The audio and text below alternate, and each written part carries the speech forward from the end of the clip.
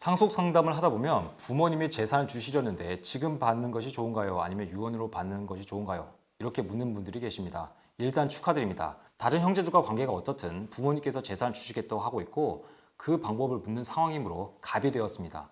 상속에서는 증여나 유증으로 재산을 받은 사람이 갑입니다. 상속 전문 변호사의 시각에서 말씀드리자면 지금 다른 형제들과 사이가 나쁘고 재산 쟁탈전이 벌어질 것 같으면 여우처럼 빨리 움직여서 재산을 확보하시라고 권합니다. 그 이유는 영상 중간중간 말씀드리겠습니다. 돌아가신 어머님은 당신의 재산을 자녀들에게 똑같이 나누어 주겠다고 늘 말씀하셨습니다. 가족들이 모인 자리에서 여러 차례 말씀하셔서 형제들은 다 그렇게 될 것으로 알고 있었습니다. 그런데 어머님이 돌아가시자 막내가 어머니의 유언장을 공개했습니다. 막내가 어머님을 모셔다가 공정증서 유언을 받았던 것입니다. 자, 그래서 부모님을 누가 장기간 모셨느냐 또는 누가 부모님을 지배했느냐가 상속에서는 중요할 수 있습니다. 왜 부모님 쟁탈전이 벌어지는지 관련 영상 참조해보세요. 그럼 이 재산은 어떻게 분배될까요?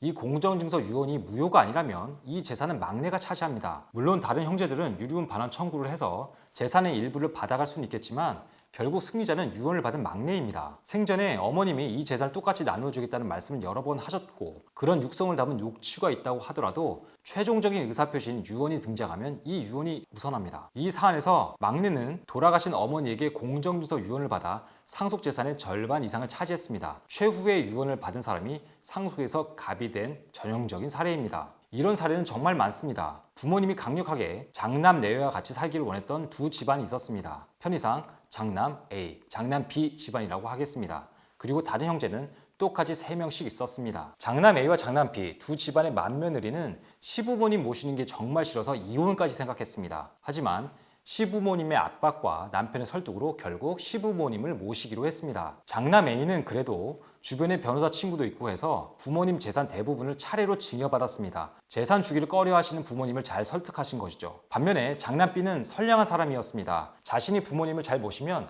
다른 형제들도 그것을 인정해 줄 것이라고 굳게 믿었고 부모님께 재산을 달라고 하는 것이 불효라고 생각했습니다. 그런데 이 선택이 나중에 어마어마한 차이로 돌아왔습니다. 부모님이 돌아가시고 장남 A와 장남 B 집안 모두 상속 분쟁에 휘말렸습니다. 장남 A는 다른 형제들의 반발에도 부모님 재산을 증여받았습니다. 다른 형제들이 바로 유류분 청구를 했고 형제들에게 유류분을 반환했습니다. 그 결과 부모님 전체 재산의 약 63%를 차지할 수 있었습니다. 반면에 다른 형제들은 장남 B가 부모님의 모신 기여를 전혀 인정하지 않았습니다. 그래서 장남 B는 가정법원에 상속재산 분할 심판 청구를 했는데 가정법원에서는 장남 B가 부모님을 모신 것이 특별한 기여로 볼 수 없다는 이유로 기여분 청구를 기각했습니다. 결국 이 재산은 다른 형제들과 똑같이 나누어야 했고 장남 B의 몫은 전체의 25%였습니다. 63%와 25% 똑같이 부모님을 모셨는데 장남 A와 장남 B의 상속 이익은 이렇게 갈려버렸습니다. 두 장남은 자신의 부모님이니 그렇다 치고 며느리는 어떻게 되나요? 상속에서 며느리의 기여를 보장해줄 장치는 없습니다. 유일하게 아들의 행동이 아내의 기여분을 보장해줄 수 있는 장치입니다. 장남 A는 이것을 알았고 아내의 기여를 보상하기 위해서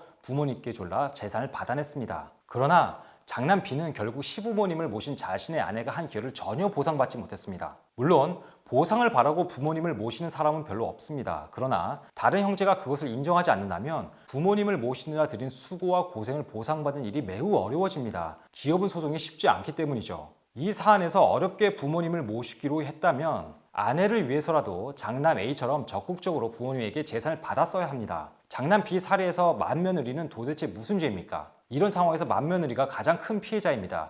이분의 노고는 어디서 보상받나요? 결국 재산을 미리 받은 장남 A는 상속에서 갑이 되었고 그렇지 못한 장남 B는 부모님을 힘들게 모셨으면서도 그저 여러 상속인 중에 한 명이 되었습니다. 또 다른 사례를 말씀드립니다. 이 사례는 부모님에게서 재산을 미리 증여받아 큰 성공을 거둔 사례입니다. 부모님은 장남에게 상가를 줄 생각을 하고 있었는데 증여세가 많이 나올까 걱정하고 있었습니다. 장남은 부동산 투자에 관심이 많았는데 이 재산을 지금 증여받아 잘 운용하면 증여세 이상의 수익이 날 수 있다고 판단했습니다. 그래서 부모님을 설득해서 상가를 일찍 증여받았습니다. 다른 형제들 역시 크게 반발했죠. 장남은 이 재산을 증여받은 다음 처음 월세 수익을 내다가 일단 이 상가를 팔고 그 돈에 대출을 얻어 더 좋은 지역의 아파트를 샀습니다. 이렇게 아파트를 몇 번 사고 팔고 하면서 꽤 큰 차익을 남길 수 있었고 결국 처음 상가를 받았을 때 상가의 가격보다 몇 배로 재산을 부풀렸습니다. 부모님이 돌아가시면 다른 형제들이 유류분 반환 청구를 하겠죠. 이때 형제들이 유류분을 얼마나 반환하라고 할 수 있을까요?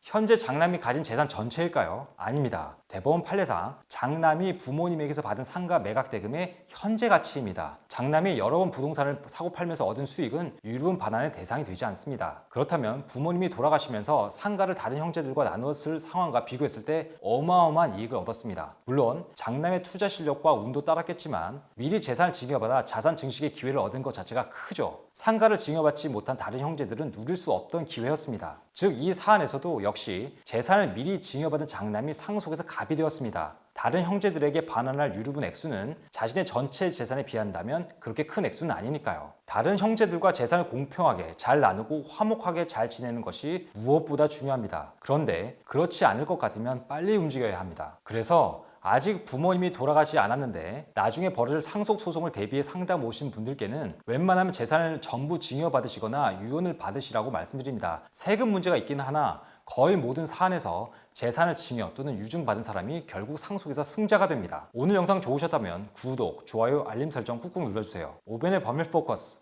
여러분이 궁금해하는 법률 이슈와 확실한 정보로 돌아오겠습니다. 감사합니다.